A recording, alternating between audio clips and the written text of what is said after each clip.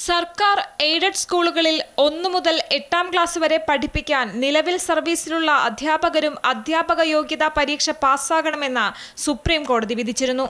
ജോലിയിൽ തുടരാനും സ്ഥാനക്കയറ്റത്തിനും പരീക്ഷ നിർബന്ധമായും പാസ്സായിരിക്കണമെന്ന മഹാരാഷ്ട്ര, തമിഴ്നാട് സംസ്ഥാനങ്ങളിലെ അധ്യാപകർ നൽകിയ ഹർജിയിലാണ് ജസ്റ്റിസുമാരായ ദീപാങ്കർ ദത്ത, അഗസ്റ്റിൻ ജോർജ് എന്നിവരുടെ ബെഞ്ച് ഉത്തരവിട്ടത്.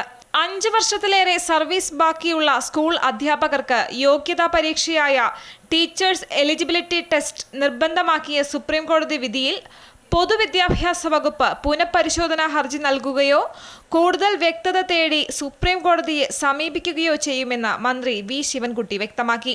ടെറ്റ് യോഗ്യത നേടാത്തവർ അധ്യാപക ജോലി അവസാനിപ്പിക്കണമെന്നാണ് സുപ്രീം കോടതി വിധിയിൽ പ്രതിപാദിക്കുന്നതെന്നും കേന്ദ്ര സർക്കാർ നിയമനിർമ്മാണം നടത്തണമെന്നും മന്ത്രി ആവശ്യപ്പെട്ടു. ഒരു തൊഴിൽ മേഖലയിലെ യോഗ്യത മാറ്റം വരുത്തുമ്പോൾ നിയമം വരുന്നതിന് മുമ്പുള്ളവർക്ക് സംരക്ഷണം നൽകുക എന്ന കീഴ്വഴക്കം പതിവുള്ളതാണ്. ഇന്ത്യയിലൊട്ടാകെ ഈ വിധി ദൂരവ്യാപകമായ പ്രത്യാഘാതങ്ങൾ ഉണ്ടാക്കും. കേരളത്തിലെ ഭൂരിഭാഗം അധ്യാപകരെയും ഇത് ദോഷകരമായി ബാധിക്കും. എന്തായാലും നിലവിലെ ബഹുമാനപ്പെട്ട സുപ്രീം കോടതി വിധിക്കെതിരെ പുനഃപരിശോധനാ ഹർജിയോ വ്യക്തത തേടിക്കൊണ്ട് ബഹുമാനപ്പെട്ട സുപ്രീം കോടതിയെ വീണ്ടും സമീപിക്കുകയോ ചെയ്യാനാണ് ഗവൺമെന്റ് തീരുമാനിച്ചിട്ടുള്ളത്. 5 വർഷം മാത്രം ബാക്കിയുള്ളവർക്ക് ഇളവ് നൽകിയിരുന്നു. ഭരണഘടന പ്രകാരം വിദ്യാഭ്യാസം കൺകറന്റ് ലിസ്റ്റിൽ ഉൾപ്പെട്ട വിഷയമാണ്.